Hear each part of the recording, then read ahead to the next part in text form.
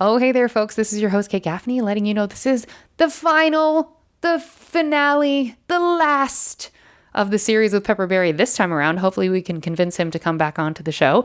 But for now, this is the last bit from our interview all the way back in December of 2022. We're so grateful for him being on, and hopefully you found him on all of the things and the socials. I can't say that. The socials and everything. And we will see you at the end of the episode with even more info about Pepper. So for now, let's get on with the show.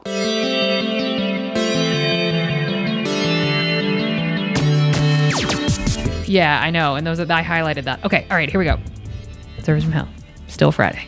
Here we go. George Clooney stories. There's so much of that. Oh, okay. Here we just keep the momentum. Prince. Oh, hi. You're listening to Service from Hell, a show featuring people that are currently in customer service positions or the lucky few that got out, and all of the good, bad, and infinitely irritating things that go along with that work.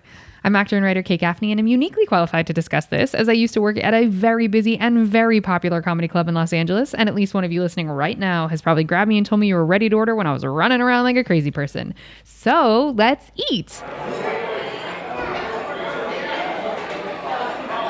Well, folks, we've done it. We've managed to have a three-parter because Pepper fully understands the assignment. So I would like to welcome our guest, writer, comedian, director, teacher, improviser, and punk, Pepper Berry. Back again, week 3. You've listened to this lovely gentleman for 2 weeks in a row, and either you listened live or you listened on demand, but you know his story. He's originally from Texas. He's lived in LA for a long time. It was his dream city. He started doing stand-up comedy back in Texas. Then he studied screenwriting at UCLA. He's all over the place. You've probably seen something he's written. He's very, very clever. He's back with us again because he just has just too many stories. There's too many stories. They have to all be told, and they all relate to customer service. So the last 2 weeks, we have talked about myriad jobs that Pepper has had. And last week, we were circling back. So we got to some of the standard entree questions, but really not hardly any of them. And what I had done to speed up that episode was I skipped over some jobs because Pepper's wildly prepared and sent me a list ahead of time. And there were 2 jobs that I had to know, or 3. I've highlighted 3 more jobs that I wanted to know about because they had parentheses next to them. I'm going to go to the theater job last. So let's talk about my friend's place. What is my friend's place? That was a volunteer job again. I taught. My friend's place is a youth homeless shelter, a day shelter that's lovely. on Hollywood and the 101. Oh. It's right there. It's like you'll blow right past it if you're not looking for it.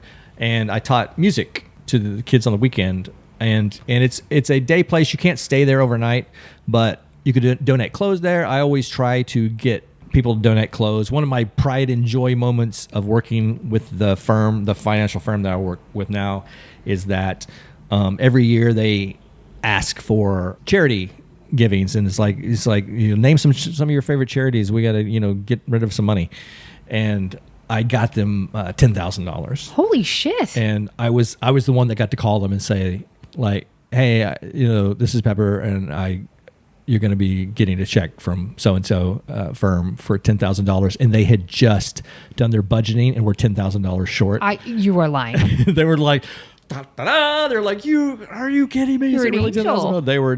Oh. I was like, I really did nothing. I just answered an email, and but it's a great charity. It's great what they do because they provide clothes for kids for interviews. They can come in and take a shower. They can get out of the heat. They can get a meal. They can get snacks, and then they can watch movies.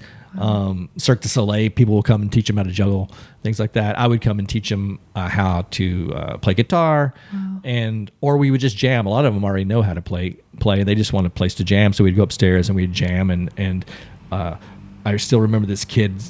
We'd play stuff, and they don't know songs, so we'd literally just improvise stuff. And he was like, "All right, let's play something death slow." I was like, okay. So it's just like that. And he was so happy. It was like, we're just playing it death slow. And it's really just a place for them to get off the streets for a few hours. And because a lot of homeless kids in LA are not necessarily homeless the entire time. They either have some situation at home It could be like their mom's, dating some guy that's abusive, and they just have to wait for him to go to work.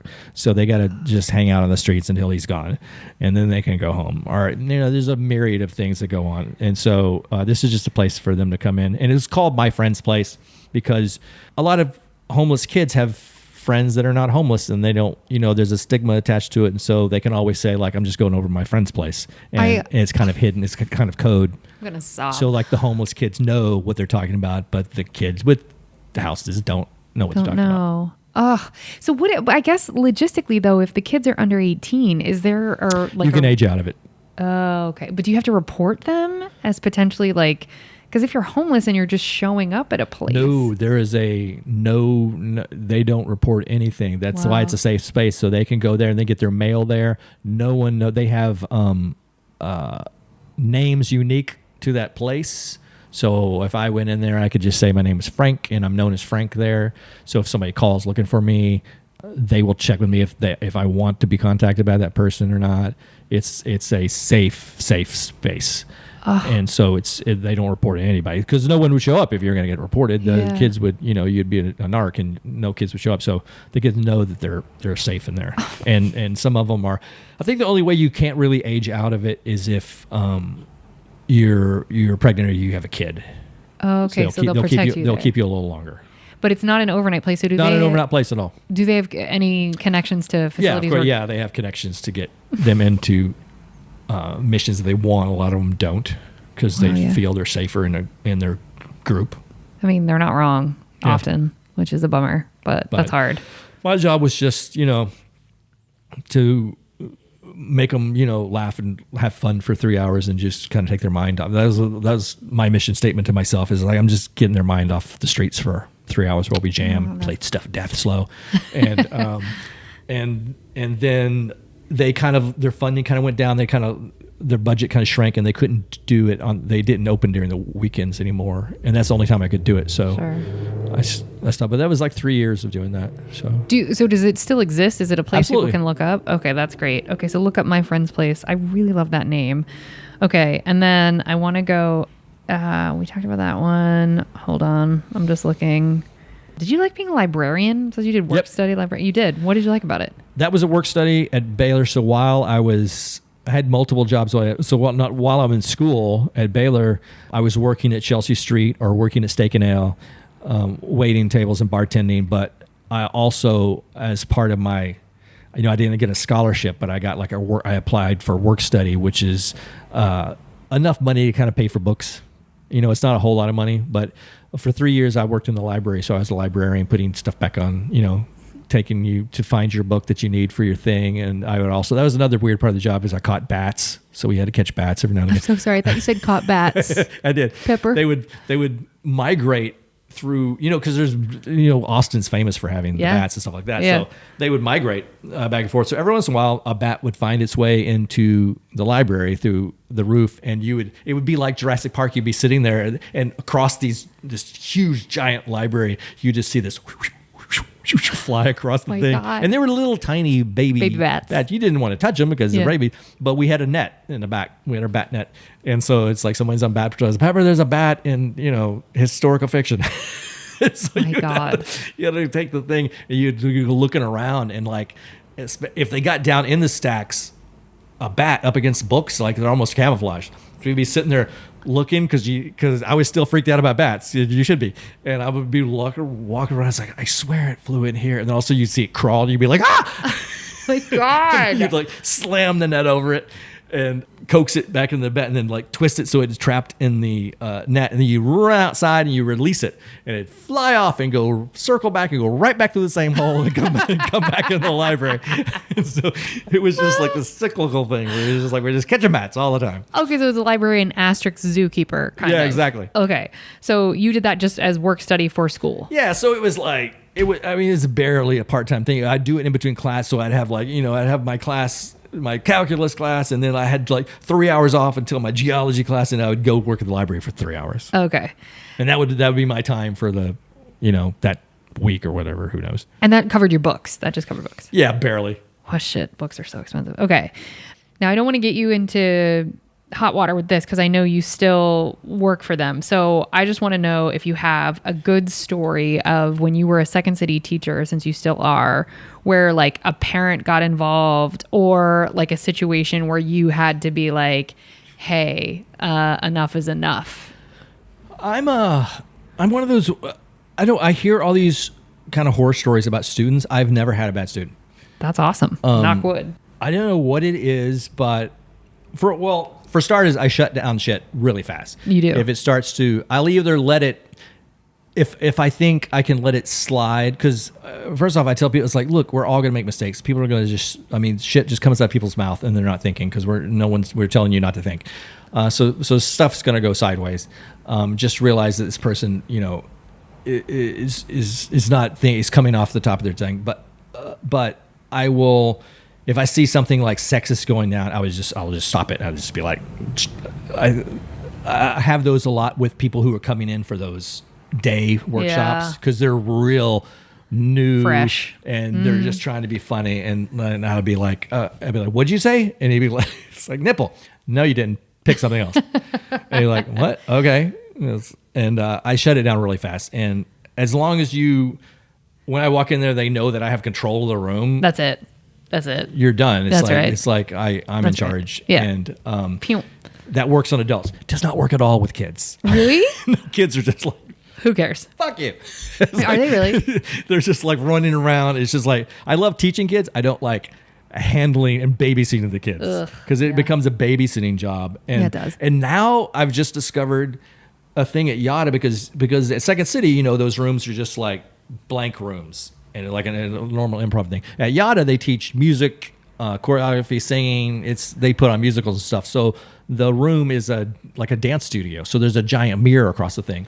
I never realized boys like to look at themselves in the mirror more than any. I mean, they can't take their eyes off it. They sure can't. Off themselves. Like girls are not looking at all. They're just girls are paying. They're doing the thing. Guys are just staring at themselves in the mirror. I was like, did I do this when I was 12 years old? I was like enamored with myself that much. I mean, they lock eyes with themselves, and it's just like they're just like turning sideways and just like flexing in the mirror. It's like putting the hoodie. I was like, could you pay attention? We're here. 2 seconds, like, we're here. Stop. I have to face them away from the mirror and face me like this way so they don't look around. I'm dying. Oh, it's I ridiculous. Okay. But at Second City, I've never. No, I always had. I mean, I think again, a kid. I had to take a kid out. I had to take a kid out of class one time. He was a big problem, and I just made him go sit in the office. But he was like, 9 years old. Problem, just a lot too much energy, kind of too thing? much energy, throwing himself, just interrupting everybody, throwing himself on the floor, and just not wanting. And I was just like, "You're gone." Yeah. And I wasn't the only teacher that kicked him out of class. Luckily, yeah, there was a couple of teachers that kicked him out of class. So, I mean, but as far as adults go, I've never really had a problem. Yeah, I guess with adults too, it's like if we're the ones paying for the class, we're not going to interrupt our own experience. It's like we've thrown some good money at the situation, so we're going to go ahead and try and listen. I'm trying to think if I ever experienced anything with this. Oh, I did. There were a couple times on stage with students where I was like, I don't love this, but yeah, for the most part, I feel like no matter your age as an adult, if you're paying for it, you're going to respect it differently.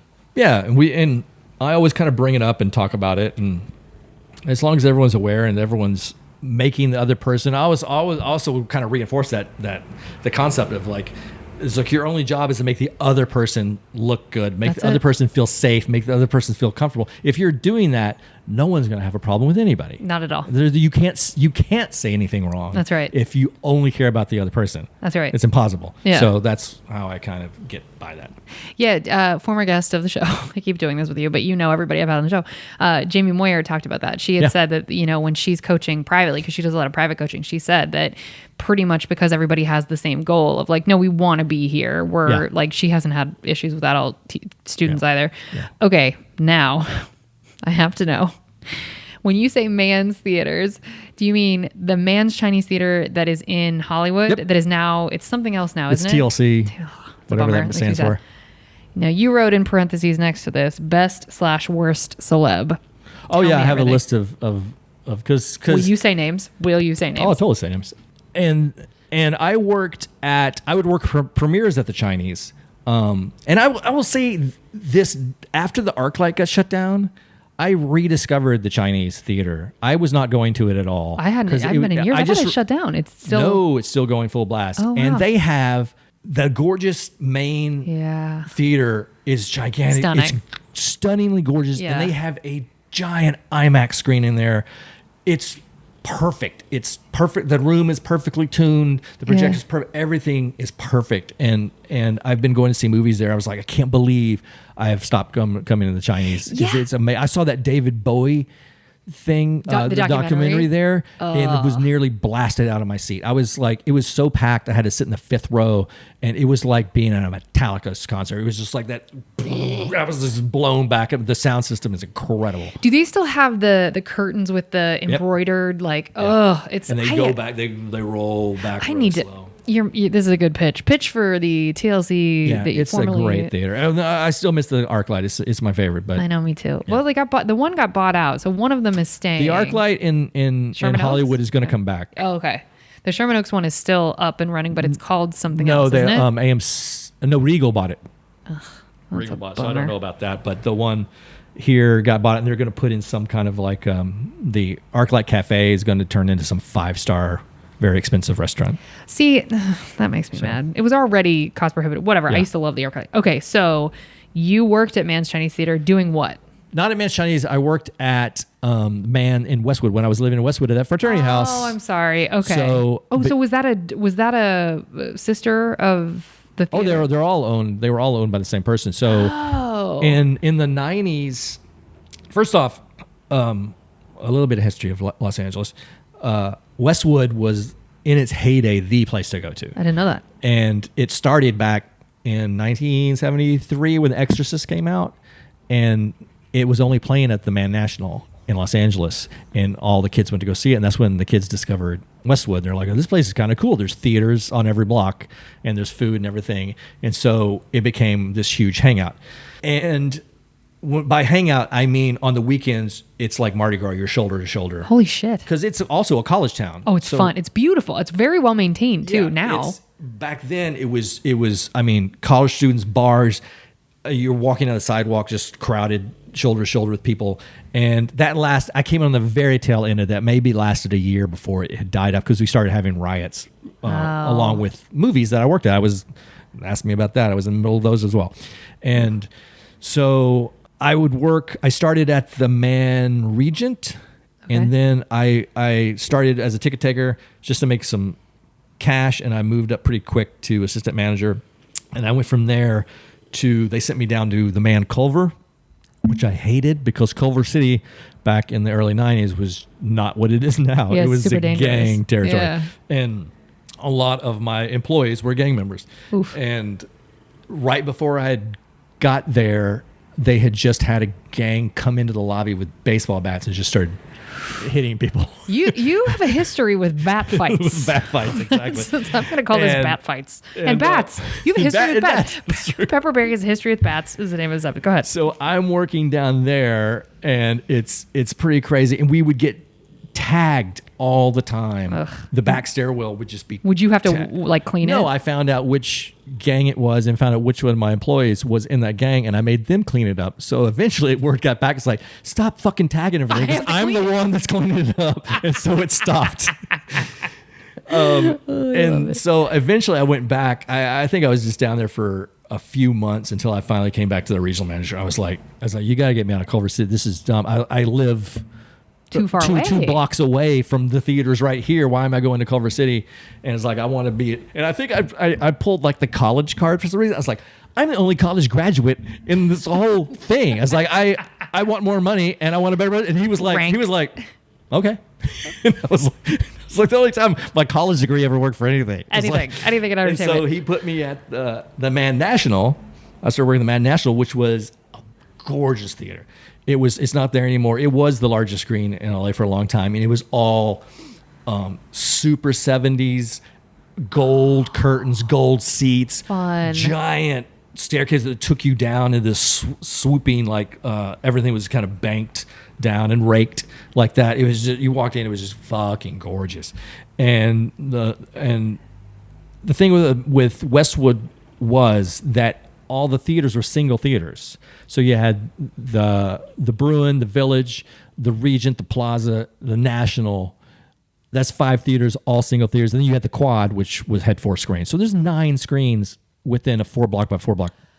I wondered why there's because there's still a couple of them are working right now as actual movie. I wondered what that was. So celebrities would come there all the time because it's a single screen, and we would let them in ahead of time, okay. So they could kind of sneak in. So, and that's when you would run into, and this was also when during the window where Paramount and Warner Brothers owned Man Theaters together. Oh, okay. They joint shared. So we got all those premieres. I worked all those premieres, and then the guy that was in charge of marketing was so cool, and he was like, "Everybody want to come to the party?" So we'd go to all the premiere parties. That's awesome. And so I was at the premiere party for City Slickers and Rocketeer and Last Action Hero and JFK and all that stuff. And so, and everybody that worked at the theater, we were all trying to be screenwriters. Everybody's there. We loved movies. We're all working on stuff. Wow. I was putting together, this is where Oliver Stone comes back in. I had written a script when I was in college. I hadn't written the script yet that would get me the development deal. So I had written this kind of horror script, and I wanted to do a sizzle reel for it. So I happened to work with one of my employees was Imelda Marcos's grandson. If you remember her, she was like the president's wife from the Philippines that had all the shoes. Mm-hmm. And she would send him a fashion budget each month, even though he worked he was just a super spoiled rich kid. Yeah. That worked in the movie theater only because he got free movies, and his grandma made him. She wanted him to have a job, do something. Wow. And then she would send him $5,000 a month to buy clothes. So I was going to. It's like, if you could do without clothes for a month, we could put together a sizzle reel of this thing. So he agreed to fund my short film. Oh, that's really lovely. It would if I had gotten the money. So in between the time, I had an agent at the time. And I think I'd written 2 screenplays at this time. I'd written 2 screenplays and 2 specs for Tales from the Crypt and a spec for Beverly Hills 90210. So my agent's like, "How are you going to get this put together? You still got, that's not a whole lot." And I was like, "I'm going to call in some favors." And so I called Amblin. I called Scott from the guy that first interview, and I told him I'm trying to put a sizzle reel so I can be a director and write a blah, blah, blah. And he's like, "Okay, this is what I can do for you. You're going to need to Foley it. You're going to do some ADR. I'll let you come into our ADR and use it for free on the off hours." Holy shit. So I was like, cool. I got free ADR. For anybody that doesn't know what that is, the Foley artists are the people who, when in a movie, when you hear somebody walking or you hear a door closing or that's what Foley is. And then ADR is like, if someone flubs a line or if there's a line that needs to be said more clearly, somebody goes into the booth and there's either celebrity voice matchers who can sound like the person in the movie, or the celebrity themselves comes in and does ADR. Okay, go ahead. Yeah. And I should say he did get me back in to interview. Like even though he ditched me that day, I did end up going back to Amblin. Okay. And everything you hear about it is true, that you go through security, because I used to sneak on to every lot in the world. It was so easy. Yeah, back it used then. to be. It was so easy. And I went to, but you never tell them you're going to Amblin, because as soon as you said Amblin, there's like, "Get the fuck out of here." It's like, but this time I actually was on the list. So I was like, I'm going to see Amblin. And I'd always heard there's guys with machine guns outside Amblin. And so you'd go, Amblin's off in its own little section of Universal down this hill, and you park way up here, and then they check you in at that gate, and they're like, "Yeah, just go to the bottom of the hill." And then there's just a bunch of like Italian gangster looking guys sitting in golf carts with their jackets covered. And I was like, there's the guys with the machine guns. So is that true? That really is? I don't know. I didn't want to ask, but they were just super, like, they were total like wise guy looking guys, because they're like they check you into the upper thing at the upper lot, and they're like, "Pepperberry here to see Scott." And by the time you walk down, all these guys, "Hey, Pepper, how you doing?" They all know you. They just want you to know that they know you. They're like, "You're like, right there, got it, okay, got it. Thank you so much, thank you." Yeah, and I go in and sit down in this insanely gorgeous lobby, and I'm waiting for my interview with this production person. And to this day, I think this was a test, because the receptionist would get up. She's like, do you want anything, coffee or water or anything? And I was like, no. She's like, okay. So she'd sit there. She's like, I'm going to go get some coffee. So she'd walk around this corner to where the coffee machines were. And as soon as she got around the corner, the phone would ring. And she would come running back and she'd answer the phone. And I was sitting there like, and then she'd transfer and she'd go back and then she would go back to get the coffee and she'd go around the corner and the phone would ring and she would run back. And I was like, I was so nervous. I was like, should I answer the phone or should I offer to get her coffee? Just sit down. And to this day, I think they were just on cameras watching me. It's like, is this guy going to go get her a cup of coffee and be a nice guy? Is this who we want to hire? Holy like, shit. I just felt like it was a huge setup. You were for sure right. And I go back and talk to the guy about the thing. And he's like, look, it's a PA job at Amelin. Every executive here wants their nephew to get it. They're going to get it first. And he's like, it was good meeting you and we'll keep you on a list, but there's no chance if you get into here. And so that was Scott. So back now I'm... So you call him, he's going to let you do Foley and ADR at off hours, which is lovely. At off hours. So then I write to my good friend Oliver Stone and I say like, hey, I'm going to shoot a film and this is back when it was film. So I was like, can I have your short ends? And short ends are, when the reel runs out and there's, there's too little to shoot, but there's a lot of that. They just, throw it back. They usually save it. They save it. Yeah. Or did. So I get a phone call. They're shooting JFK in Dallas and his producer calls me. He's like, hey, you must be on good terms with Oliver because he's told me to send you all his short ends. And I was like, oh, thanks. I was like, I don't need them right now. I'll take them though. I was like, he's like, yeah, just let me know where I'm supposed to ship them and we'll send them off. Wow. And then my money just like, he's like full on, it comes out that he's not going to be able to give me any money. And so that whole thing just goes crashing out. My agent was also his agent. He's like, do you know how much you just screwed Pepper? He had Oliver Stone helping him and Amblin helping him and you just fucked the whole thing. Oh my God. But I was like, oh well. What a dick. But again, I was here in Los Angeles, so I was perfectly happy. You were doing great. Okay. But in relation to this job, you wrote Best and Worst Celeb. Oh yeah. So we would have, because it was owned by Paramount and Warner Brothers, anybody who had ever done a picture for Paramount and Warner Brothers thought they just got in for free. Sure. Which they did if you called ahead. And if you're not a dick. If you're not a dick, like Chevy Chase would show up and just be like, with his whole family, he's like, we're coming in. We're like, are you on the list? He's like, no, you fucking call. I don't call anybody. You call. And luckily I didn't deal with Chevy Chase on that one. Someone else did. Cloris Leachman would come up to the window and just point at her face and just like, she'd be like, it's me. I was like, yeah, I know who you are. It's like, I can't let you in for free. And if you were nice, I would totally let you in. I didn't care that much if you were a dick about it. So like, and people, like I said, the celebrities would come there because it was every theater was a single theater. So it was easy to kind of like get past the crowd. But some of them were super nuts. Like Dennis Quaid and Meg Ryan would wait in line with everybody else outside. I love that. And everyone would treat them perfectly normal. They'd come in and wait in line. And we would actually say, like, do you want to come in ahead of time? They'd be like, no. I love They'd go that wait in a line. lot. Michael Keaton, he was dating Courtney Cox at the time. They would wait, and Batman had been out, so he was Batman. He was huge, and so he would wait across the street and like hide behind a tree.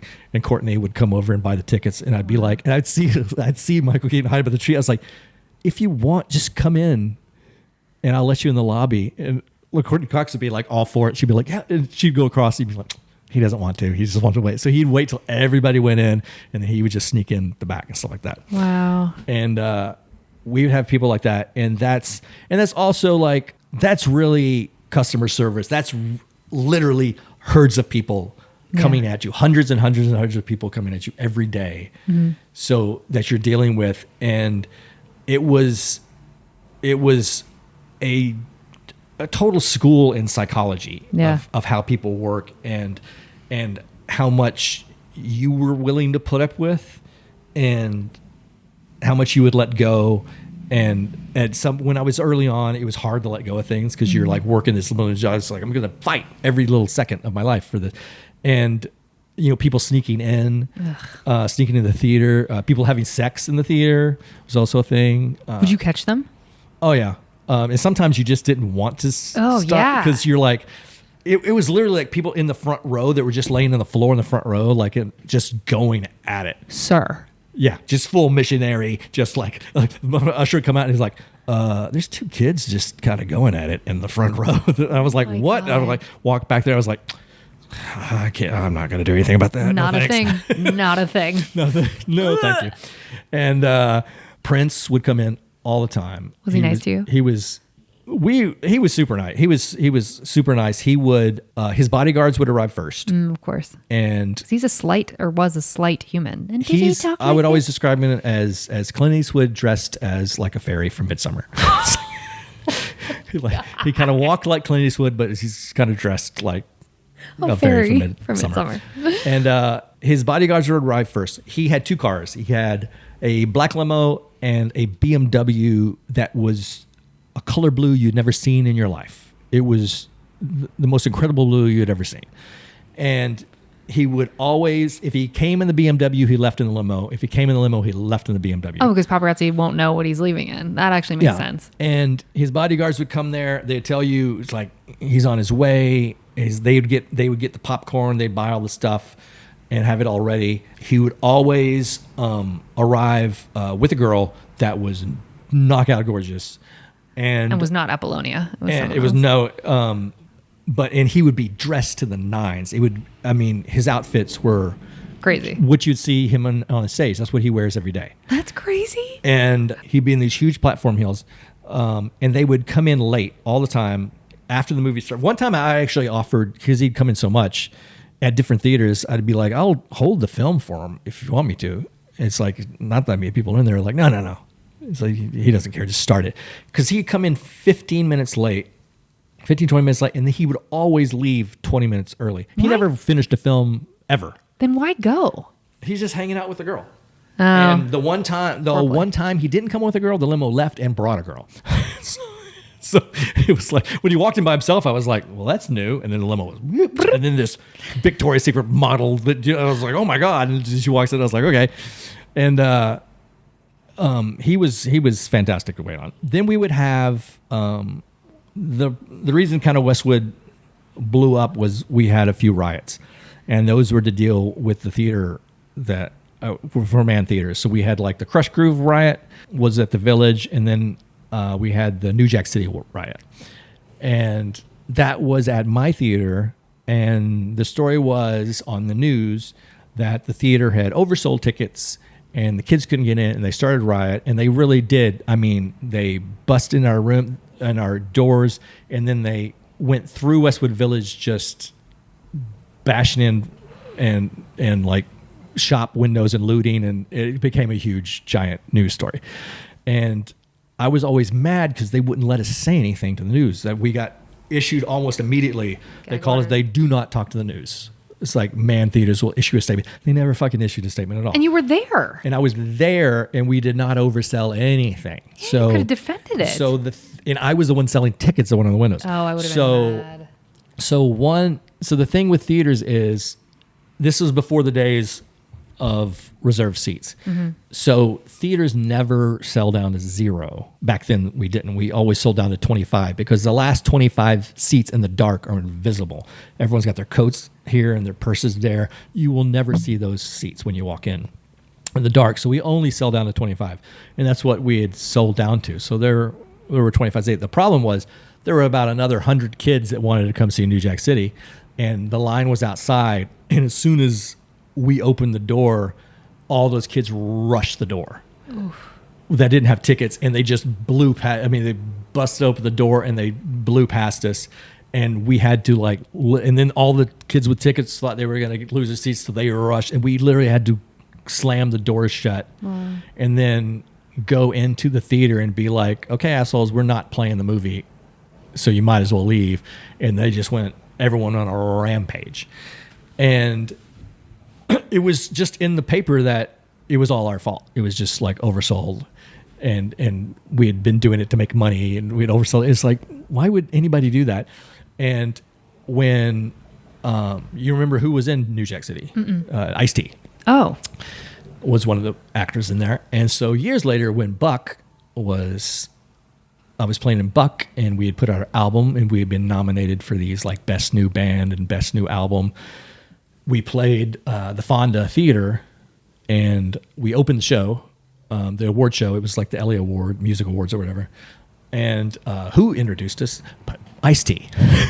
Tell me you said something. So Tell we're me you did. backstage, and we're backstage, the curtain's down, and Ice-T is like, how do you guys want me to introduce you? And we were just like, Buck. And I was like, and just so you know, New Jack City was not oversold because I was the one selling tickets. And he was like, what? Really? What are you talking about? I was like, the New Jack City riot. They said it was oversold. It was not because I was the one in the ticket booth. And he was like, oh, wow. Really? Are you serious? I was like, yes. I love that you and another thing, Ice-T. And another thing, Ice-T. I love it. I love it. Okay. Wow. I love how you have all of these little like sort of don't even seem like they would be connected stories that where you end up getting like your, Swings back just around. revenge. Yeah. Okay. That's insane. All right. Now I'm going to go back to, go I'll ahead. tell You go. I just got a friend of mine from the East Coast. I won't say his name. My friend Daisy called me or emailed me and said like, hey, there's an acting coach down in this part of town that's looking for someone to start an improv program and teach. And I recommended you.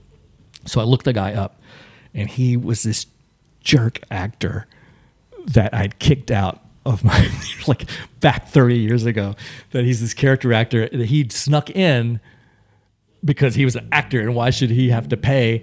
And he'd snuck in with his friends, and I was like, I walked up to him, and the thing, I was like, he's like, at first he was like, I'm just going to say hey to my friends. And then he disappeared, and I came in afterwards. I was like, hey, dude, you didn't pay for a ticket. And he's just like, gave me the wave off, and I was like, oh, you've done it now. And I was like, we're not starting to fucking film until you get out of here. And I made him go buy a ticket. I was like, he's such a fucking asshole.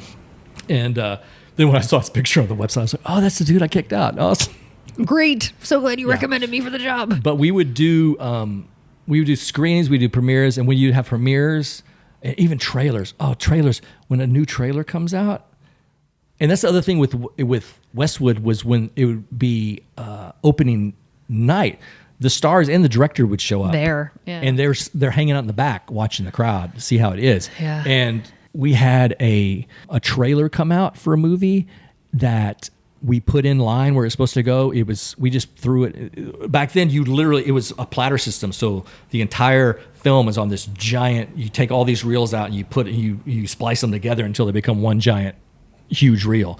And then the trailers also get spliced into it too. So we had spliced in her trailer, but then she arrives, Miss Barbara Streisand, and she wants her trailer First. No, she wants it last right before the movie because that's a sweet spot. And we're like, well, it's not. It's going first because that's what we were told. She's like, no.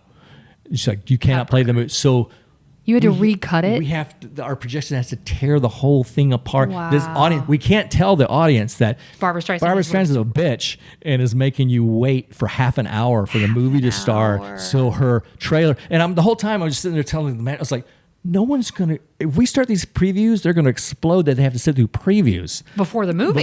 Because You made 'em sit as soon a as the half hour. previews come on, they're gonna be mad already. It's like you're not gonna get a good read on that. It's like he didn't want to hear it. Barbara wanted this, so it's like we had to move the trailer.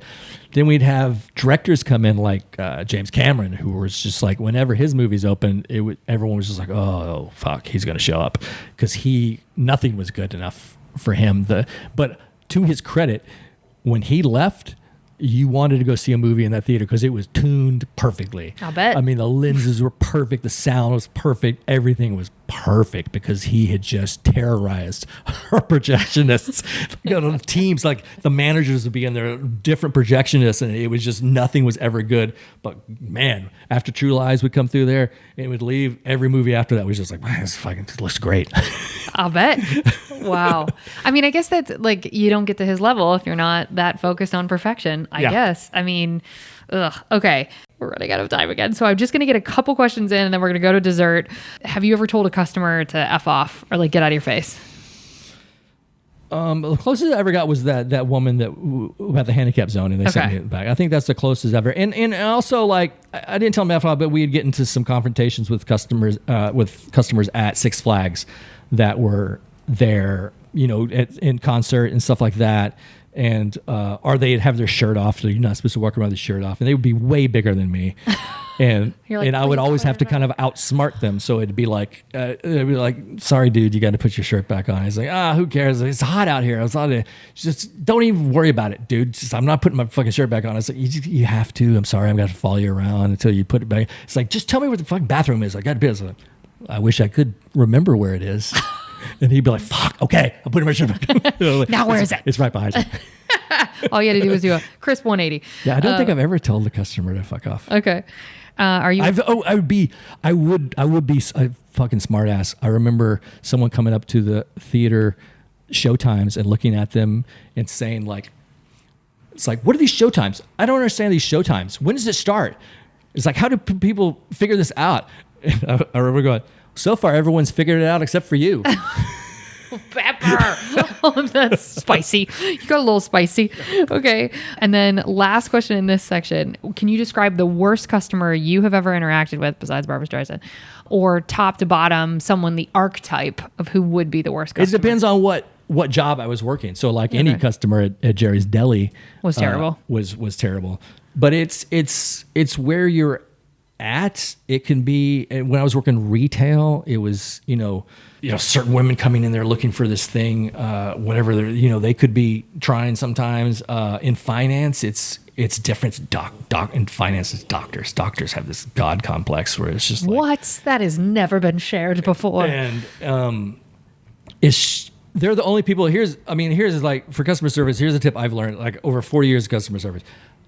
My client is never above me. They're always at the same level as me. We're friends. I call them by their first name. I never call anybody Mr. or Mrs. anything. You're always Scott or Brad or Jessica, whatever. Wow. Because we're on the same level. Because when things go wrong, I want you to be able to trust me that I'm going to fix it. If I've put you up above me, then if something goes wrong, you're not going to trust me to fix it. That's right. But if something goes wrong and we're pals and we're friends, well, my friend Pepper can straighten this out. So that's always where that's just one of my general rules of over 40 years of customer service. I've learned, except with doctors, you can't do that because they want that goddamn doctor in front of their name. So you got to say doctor, whoever. And sometimes I just want to go, you just guess for a living. That's all you fucking do is you just guess for a living. You went through school so you could fucking guess, and you're wrong most of the time. Shout out to our doctors who have been on the podcast. He doesn't mean you. He means everybody else. So and they want everything. I mean, they get angry the fastest. Isn't that interesting? Yeah. Yeah. Well, fast. That's fun. Sounds like a good time. At least, Western medicine and healthcare in this country is perfect. So they should be like that. Good for them. They've sorted it. Okay, folks, now we're going to move on to the good stuff. We hope you saved room for dessert.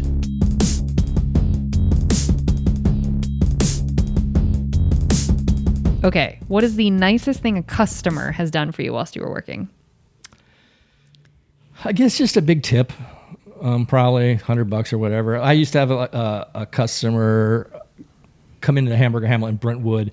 They'd come up every few months for some game, maybe a UCLA game. I don't know why they came in, but they would kind of call ahead and say, this is what we're going to be. There's going to be this many of us, and we're going to order blah, blah, blah. And they go through like 9 bottles of champagne. It was like brunch, and they're going through 9 bottles of champagne. And they'd leave me a pretty good tip. And that's about it. I was like... You like communication ahead of time, and you like sounds like open channels of just tell me what you want, I'll get it for you. Yeah, they were always up front. They were always super nice. That was probably, just a tip of probably. I'll tell you, as a customer, the best thing that ever happened was because in LA, bartenders in LA are just kind of like, especially if they're women, you just have immediate crushes on them, and getting a phone number from a bartender is a good thing. Is huge. Okay. So you've had it written on the cocktail napkin and slid to you? No, it was even cooler than that. Oh. I was going to the Viper Room multiple times. I had the crush on this bartender, and we would get to talking, and I think I'd ask her out or something that we could go out, and no, I don't date, blah, blah, blah. And I was up in the top room. She worked at the bottom bar, and I remember her coming up to our booth, and in the Viper Room, sometimes people would just sit down in your booth because there's no room. And this just jerk guy was sitting next to me. I was like, well, why is this guy sitting next to me? I was with my friends, and I had my arm up on the booth like this, and she slid in right next to me, and the guy was like, blah, blah, blah, when are we ever going to go out? It's like, I've asked you out so many times. And she was like, I don't date customers. And as she said that, she reached behind to pull her hair back and slipped her phone number into my hand. I'll die. As she was telling the guy that she doesn't date customers. And I was just like, that's the fucking coolest thing that's ever happened to me in my life. Did you ever take her out? That's another thing. Badly. So here's the thing about dating bartenders. You cannot outdrink them. It's even, I hadn't been bartending. I mean, I had an iron gut when I was bartending, but I was no longer a bartender. And the other thing is, they call you. They tell you when it's time. And so you're just kind of on call. And when I got the call, I was in no shape for it. I was wasted.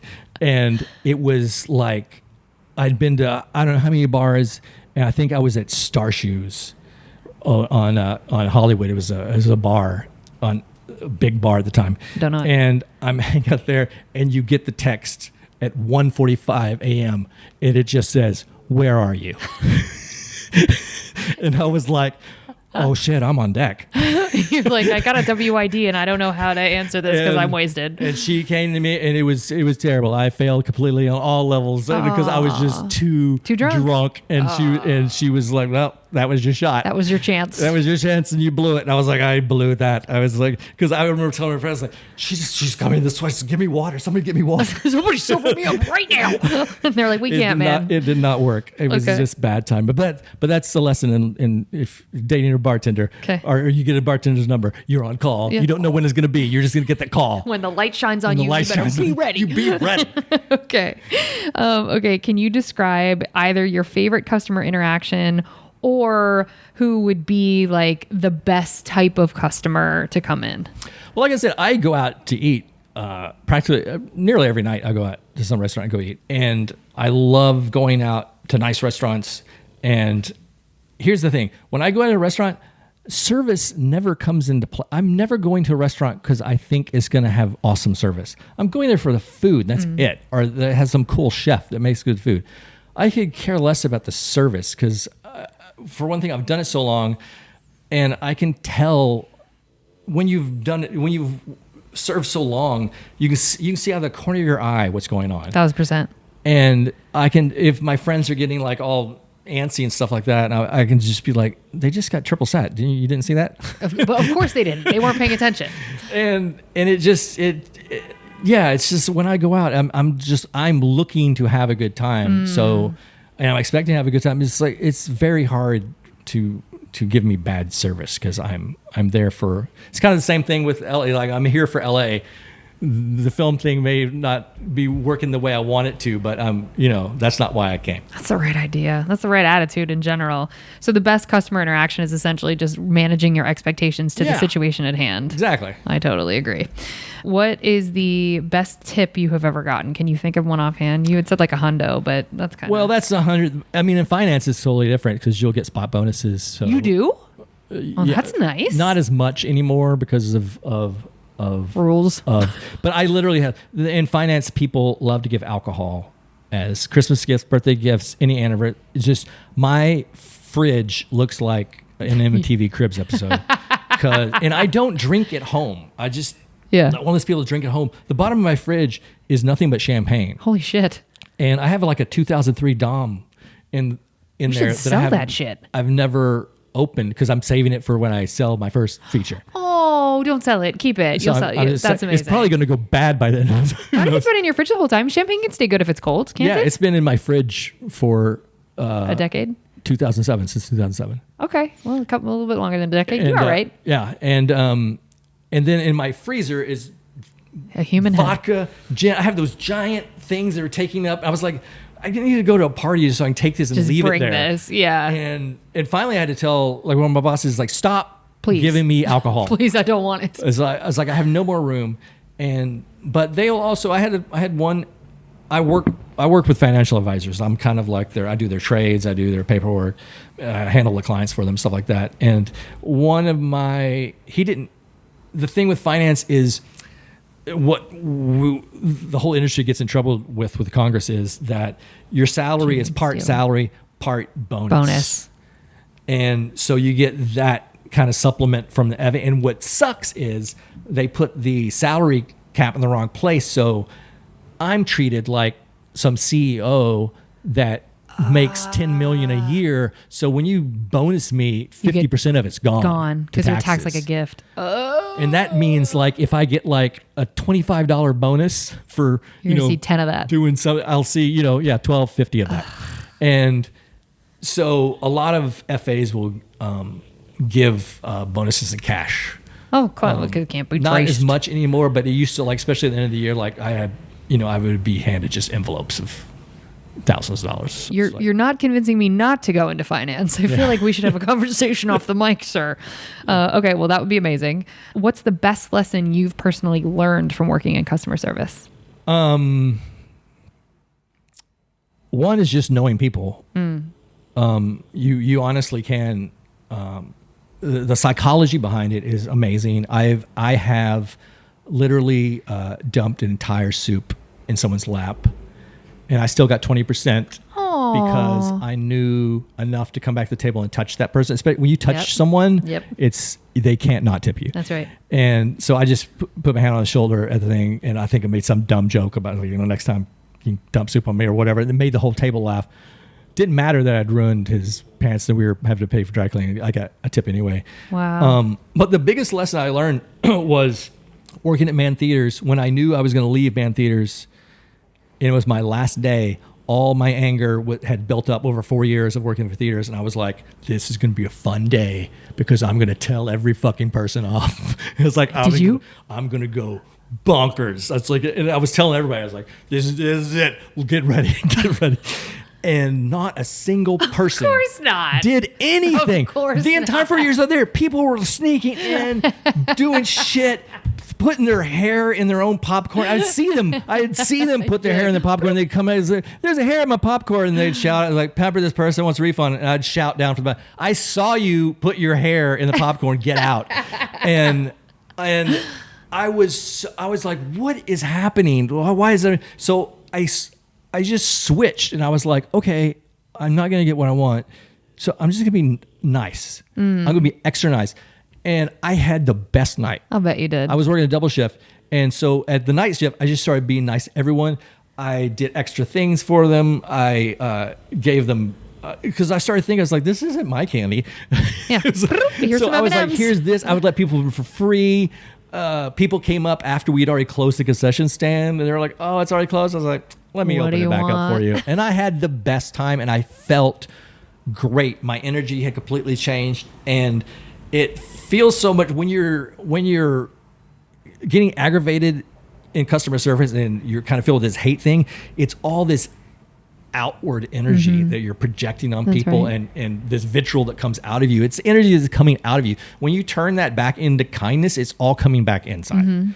And it all feels like it's all coming to you because you're getting that feeling that you're giving that person that's coming right back at you, that they appreciate you. Yeah. So it kind of fills you up. And so it kind of keeps me very even keeled when I'm dealing with people. Wow. And I've also learned to kind of, the other lesson is when things go wrong, always negotiate from their side. So it's like, it's not your fault. It's like, oh, I can't believe that happened. We got to fix that. And like you start using we and they. It's like, oh, I can't believe that happened to you. We have to. I don't know. We have to get that done. It's like they suddenly. It's not your fault. You're on their side trying to fix it. So you always negotiate from the client's side. I have interviewed 6 billion people, and no one has ever said that, and I really like that. That's a little tricky. That's really helpful. And then what's one piece of advice you would give to customers who interact with customer service workers? Like I said, go there for the experience. You're not going there for the service. Manage your expectations, like you said. And you say it on the podcast all the time. I listen to so many episodes. Just be nice to people. That's it. Full stop. And it comes right back. So easy. It's so easy. You get what you want faster when you're nice. Flies with them. And sometimes being nice means not saying a fucking word. Ooh, that's really powerful. Yeah. When things go wrong because there's different food serve levels of food service. There can be a really 5-star restaurant, and that I may say like, hey, I have a problem with a dish. If I have a problem with my food at Del Taco, I'm not gonna say a fucking word. Nary a word. It's fast food. What are you doing? Yeah, because I know what they're making, and and some shit's gonna happen to my food if I open my mouth. That first of all. So if I get like, I'd like a bean and cheese burrito, and they hand me like milkshake, I'll be like, oh, well, guess I'm drinking a milkshake. I just drive off. Just leave. Yeah. So do not open your mouth. Okay. And then we have so little time left, but because you've had so much experience, do you actually like humans and interacting with humans? Yeah. You do. How have you not become embittered with all that you've had to deal with? Because I'm really good at letting it slide off. Come home and leave it at work. Come on. And that's what's great about service jobs. A lot of times it's like you leave it there, and you're, Yeah, I hate the anxiety of like just random emails coming into my inbox. Finance is like that. Like I sometimes I miss waiting tables just for that. Because you're not on call 24/7. Yeah, you're like, well, I'm not on call 24/7 fucking period because I refuse to be. Good, but it's a boundary. I'm like at 2:30. I'm like, do not call me. And good, but still, you have the workload that is for coming. The week. There's no workload at waiting tables. It's like come in, clean slate. Yep. Yeah, there is a freedom in that I definitely forget, and I think I didn't have enough gratitude for when I was in it. That it is work stays at work. Well, Pepper, delightful. You gave us so many weeks of your time, and always tip 20%. Oh, thank you. That's right. Always tip 20. Do you ever tip more than 20? I generally tip more than 20. So I usually tip anywhere between like 22 and 25. That's really generous. And 20 is like the bottom. You have to stab me in the heart with a spoon for me to give not give even you 20. Yeah. And I actually did not tip somebody just the other day, which was shocking to me. Like I will tip if I go to Jenny's ice cream shop and they scoop my ice cream, 20%. Wow. Sharky's, 20%. But I was at the airport, and during the pandemic, everything went cashless, and in stores that used to not have these, they have the screens, they flip over and like, please answer these questions. It's really just tips. Yep. I went into this candy store where you scoop your own candy. So I scooped my own candy, did all that, walked over to the thing and handed her the bag. She didn't take the bag. She just pointed at the weight scale. And I was like, okay. I put the weight down and she's like, that's $9. Answer these questions. And it's like, do you want a tip? I was like, I did. You did nothing. Absolutely not. I wouldn't have left nary a dime. I was like, no tip. I was like, what? I will almost never side with no tip. I would 100%. I'm in agreement with you. The most she did was point at a scale and flip an iPad. Like, no, ma'am. Give you a tip just for no, ma'am. Shits and giggles. No, it's like a dry cleaner putting out a tip. It's like, all right, whatever. I can't. I'm too mad. Now I'm getting mad. Exactly. Pepper. How can people get in touch with you? How all the people that want to find you? On Instagram, it's Pepperberry1, and on Twitter, it's I am Pepperberry. Can you clarify how you spell? I should have asked you this in previous episodes. Berry's Berry. Thank you. Well, folks, we're going to drop your text now after 3 solid weeks. Thank you so much for listening. If you want to help us out here at Service from Hell, we'd love to have you subscribe, rate, and or review the show wherever you listen. It will help us reach more people that need to be schooled in the art of being kind. Will be catharsis for those of us still working in the industry. If you want to get in touch with us here at Service from Hell directly, send us your receipts to servicefromhellpodcast@gmail.com. We always love hearing from you. Remember, if you can't afford to tip, you can't afford to go out. So don't be garbage and be good to people. Yeah. It's easier that way. Pepper, you're a delight. Thank you so much for being here. 3 weeks in a row. You gave us so much of your time. You totally understood the assignment. You came prepared. All future guests hopefully listen to this episode. I'm so grateful that you were willing to be on. Folks, find Pepper on all the things and then slide into his DMs when he sells his screenplay. And then he can finally drink that 2003 bottle of Dom. Good night, everybody. Thank you so much for listening. We're out.